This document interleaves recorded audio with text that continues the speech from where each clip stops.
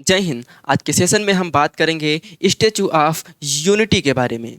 बने रहिए सेशन के लास्ट तक, आपको पूरी जानकारी मिलेगी इस प्रतिमा के बारे में। सेशन पसंद आए तो लाइक करना, चैनल को अभी तक सब्सक्राइब नहीं किए तो सब्सक्राइब करें तथा शेयर करना तो बिल्कुल भी ना भूलें। आज के इस सेशन में हम बात करेंगे आपके एग्जाम पॉइंट ऑफ व्यू से जितने भी इंपॉर्टेंट क्वेश्चन बन सकते हैं उन पर सारे पर डिस्कशन करेंगे तथा इस प्रतिमा के बारे में पूरी जानकारी आपको देंगे। बने रहिए सेशन के लास्ट तक। बात करें स्टैचू ऑफ यूनिटी के बारे में तो यह प्रतिमा भारत के लौह पुरुष कहे जाने वाले महापुरुष जिनका नाम है सरदार वल्लभ भाई पटेल, उनकी यह प्रतिमा भारत देश ही नहीं पूरे विश्व में सबसे बड़ी प्रतिमा के नाम से जानी जाती है। यह प्रतिमा भारत देश के गुजरात राज्य के नर्मदा जिले के नर्मदा नदी के सरदार सरोवर बांध से 3.2 किलोमीटर दूर नर्मदा नदी में एक टापू पड़ता है जिसका नाम है साधु बेट टापू। साधु बेट टापू नामक टापू पर इसकी स्थापना की गई है। बात करें इस प्रतिमा के बारे में तो इस प्रतिमा की नींव 31 अक्टूबर 2013 को तत्कालीन मुख्यमंत्री श्री नरेंद्र दामोदर दास मोदी जी के द्वारा इस प्रतिमा का नींव पूजन किया गया। इस प्रतिमा के डिजाइन की अगर बात करें तो इस प्रतिमा की डिजाइन हमारे श्री राम सुतार साहब ने किया। ये वही राम सुतार साहब हैं जिन्होंने संसद भवन में स्थित गांधी प्रतिमा जो कि 17 फीट की है उसका भी डिजाइन श्री राम सुतार साहब ने किया तथा स्टैचू ऑफ यूनिटी ये जो प्रतिमा है इसका भी डिजाइन श्री राम सुतार साहब ने किया। बात करें इस प्रतिमा के वास्तुकार की तो इस प्रतिमा के वास्तुकार जोसेफ मेना हैं तथा इस प्रतिमा को बनाने वाली कंपनी हमारी इंडियन कंपनी है जिसका नाम है लार्सन एंड ट्रूबो कंपनी, जो जिसका हेडक्वार्टर मुंबई में है। 2789 करोड़ रुपए की लागत के साथ बनाई गई यह प्रतिमा पूर्णतः कांस्य निर्मित प्रतिमा है जिसका वजन 1700 टन है। 180 किलोमीटर प्रति घंटे की रफ्तार से चलने वाली हवाएं इस प्रतिमा का कुछ नहीं बिगाड़ सकती तथा 6.5 रिएक्टर स्केल का आने वाला भूकंप भी इस प्रतिमा को हिला तक नहीं सकता। बात करें स्टैचू ऑफ यूनिटी की तो स्टैचू ऑफ यूनिटी का अनावरण 31 अक्टूबर 2018 को किया गया, यानी कि इस प्रतिमा को बनाने में कुल 5 साल का समय लगा। 31 अक्टूबर 2018 जो सरदार वल्लभ भाई पटेल की 143 नंबर की जयंती थी, उसी जयंती पर सरदार वल्लभ भाई पटेल की प्रतिमा स्टैचू ऑफ यूनिटी इसका अनावरण हमारे तत्कालीन प्रधानमंत्री जिनका नाम है श्री नरेंद्र दामोदर दास मोदी जी के द्वारा इस प्रतिमा स्टैचू ऑफ यूनिटी का अनावरण किया गया। बात करें इस प्रतिमा की तो इस प्रतिमा की लंबाई 182 मीटर है, फीट में 597 फीट है तथा यह प्रतिमा के आधार जिस पर यह प्रतिमा खड़ी है इस आधार की ऊंचाई 58 मीटर है। आधार सहित इस पूरी प्रतिमा की ऊंचाई 240 मीटर है, फीट में 790 फीट है।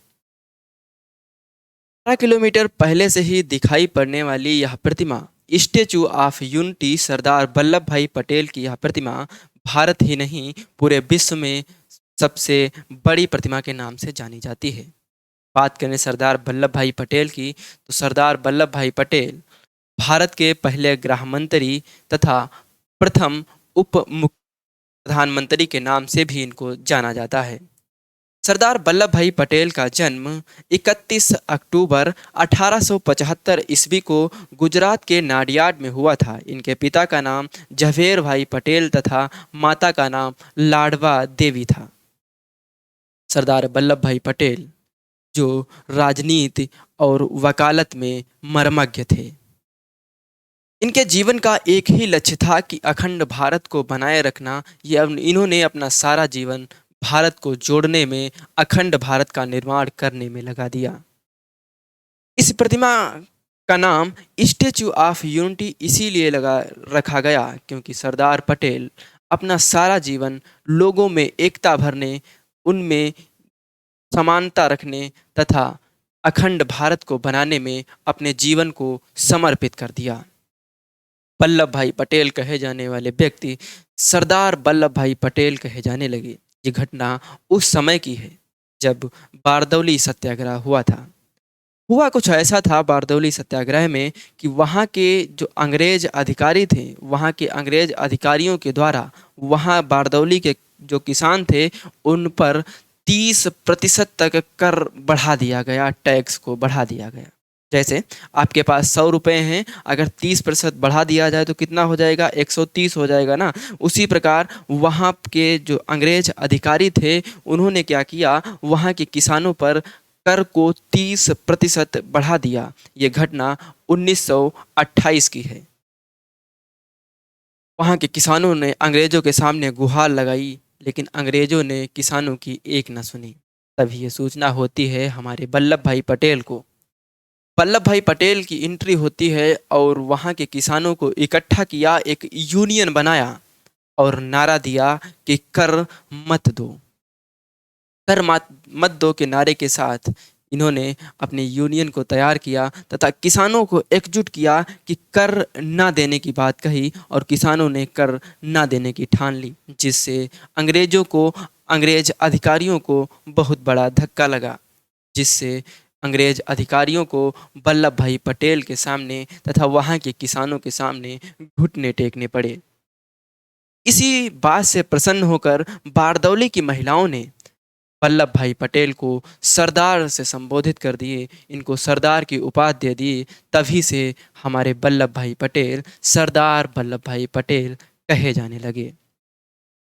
वैसे तो इनको भारत रत्न से सम्मानित इनके जीवन काल में ही होना चाहिए था, लेकिन दुर्भाग्यवश इनकी मृत्यु 1950 ईस्वी को 15 दिसंबर 1950 ईस्वी को मुंबई के अंदर दिल के दौरे के कारण हो जाती है तथा भारत रत्न से सम्मानित नहीं किया गया इनको।